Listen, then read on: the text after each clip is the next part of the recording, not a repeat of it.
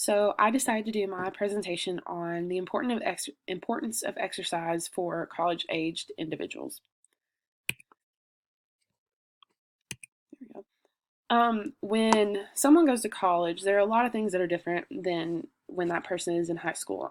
The main thing being, obviously, the workload is intensified. The subjects that are being studied, you're going more in depth on. It's just a step up essentially from high school. Um, But along with that, there are a few other significant things that are different from high school. One of those things is the level of freedom that you're given. Oftentimes, when an individual goes off to college, they're leaving home or they're moving away from their family, and with that comes freedom to make your own decisions, but also the responsibility to make the right decisions in that. Not only with things like study habits and financial decisions, but also with decisions concerning that person's health. And so there are a lot of things that can inhibit someone from exercising when they first get to college or really any time throughout their college journey. But there are four that really stood out to me. The first one being cell phones.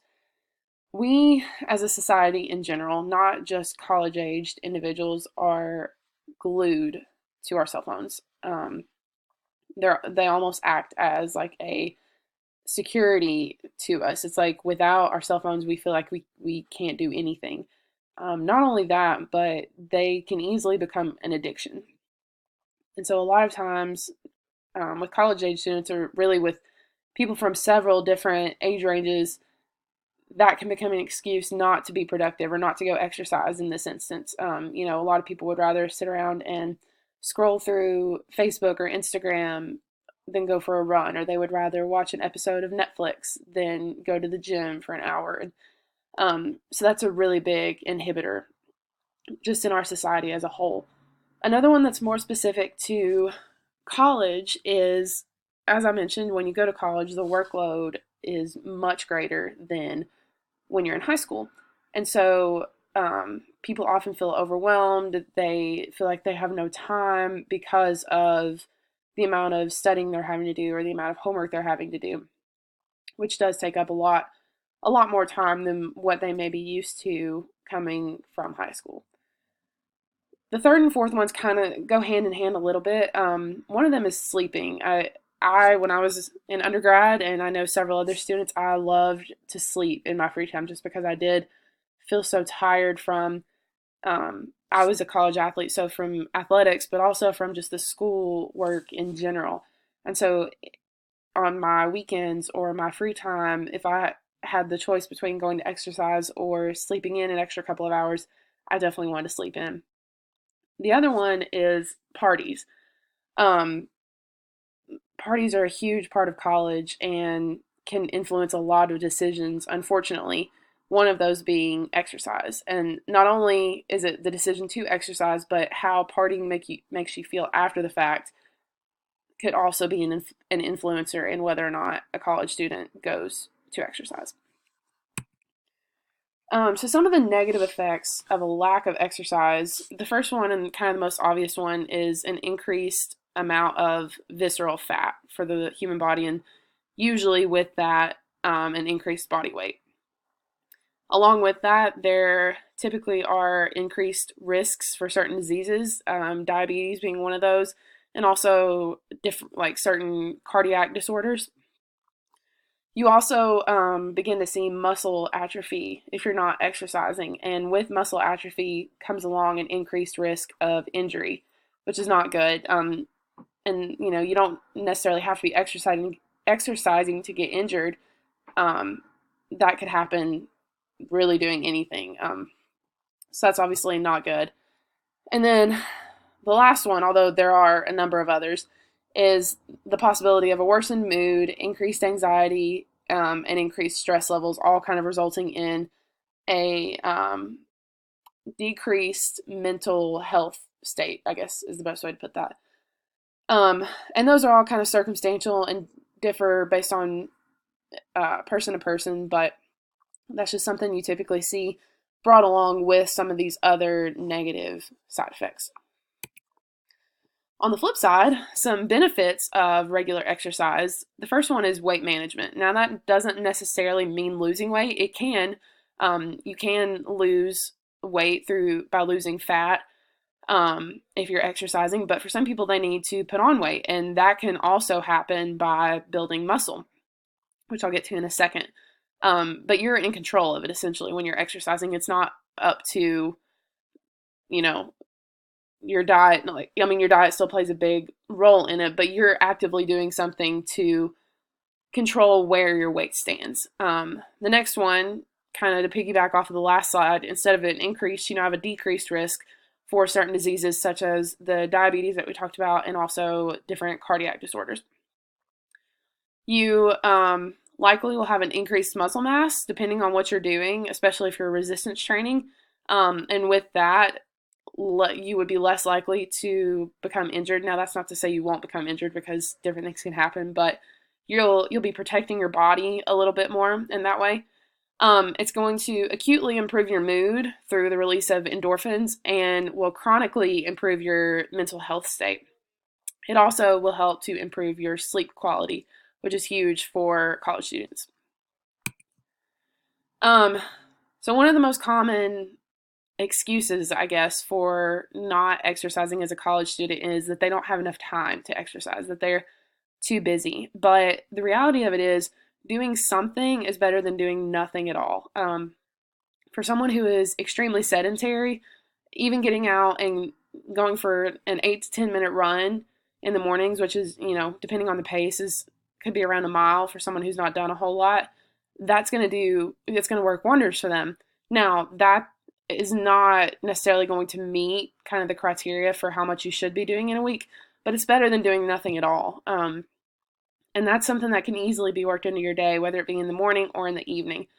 Another kind of easy example is it's really easy to take 30 minutes to go to the gym and practice some resistance training, or 30 minutes of even just brisk walking up and down the street or on a track or wherever, on a treadmill, wherever you have available. Kind of the minimum criteria, though, for regular exercise is 2.5 hours a week at least of moderate intensity activity per week. So that could be, if you're breaking it up Monday through Friday, 30 minutes a day, like we talked about, of 30 minutes of resistance training, 30 minutes of brisk walking. It could be anything you want to do. 30 minutes of playing soccer, whatever it might be. Or if you're going Sunday through Saturday, 7 days a week, it's around 22 minutes, give or take a little bit there. And, that's just moderate intensity, and that's the bare minimum. The more you can do, the better off you are. The more benefits you're going to see as you increase the time spent exercising, essentially. One of the main and really the only risk of exercising is the potential to get injured.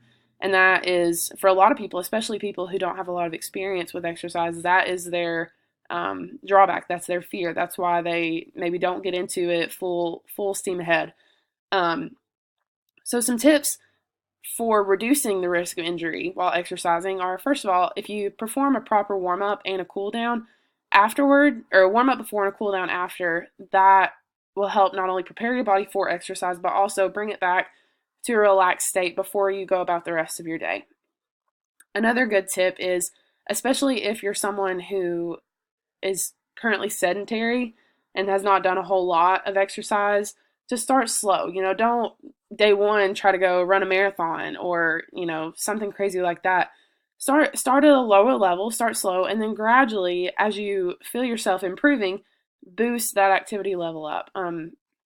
It could also be boosting the intensity of the activity, but don't, go for the goal day one. You have to start slow. You have to start where your body is and work your way up. Another one is just to listen to your body. If you're having a really bad day, if you're overly fatigued, or if you're sick, you can take a rest day. That's okay. Now, you shouldn't take 12 rest days, but it's okay to take a day off just to let your body recover, especially if you're not at your best. The next one is just to drink plenty of water to stay hydrated, and that's not just while you're exercising, but before exercise and after as well. Another one, especially when you're resistance training, you want to practice proper technique. If there are some difficult movements or lifts that you're unsure about, you should probably either avoid those until you know more about them or have someone teach you, but don't just jump right into something that you're unfamiliar with or you're uncomfortable with at the beginning. The next one, if you're exercising outdoors, whether you're going for a run or you're playing soccer or you're, whatever it may be, swimming, I don't know, make sure you're aware of the weather and dress properly to accommodate. Now, that sounds common sense, but if it's extremely hot outside and you don't check the weather and you don't dress to accommodate, your lack of proper attire could contribute to the potential for heat exhaustion or something along those lines. And a similar thing could happen if it's cold. If it's extremely cold outside and you don't dress properly, your body's not going to respond to that well. So you want to make sure that you're prepared ahead of time for what the weather is like outside. And the last one is that you have to be aware that there is the potential to train too hard or too often. And if you do that, it can result in overuse injuries. So going back to just listening to your body, knowing when you need to cut back, knowing when you need to take a break, that can help you to avoid that. So, lastly, just here in Hickory, there are several places that you can go work out, whether it be a group class or just an individual thing. There's a number of opportunities. So I've listed some of those. The first one being the fitness center at Lenore Ryan for students there. They can go during their open hours, and obviously take advantage of all the equipment that they have there. So that's a great start. Then you have the YMCA, you have Southside Power and Fitness, Burn Boot Camp, and Planet Fitness, just to name a few. I mean, if you look it up online, there are a number of fitness facilities, whether it be a corporate facility or a personal studio. There's all kinds of options. You just have to be willing to go out there, to put yourself out there, and to go do it.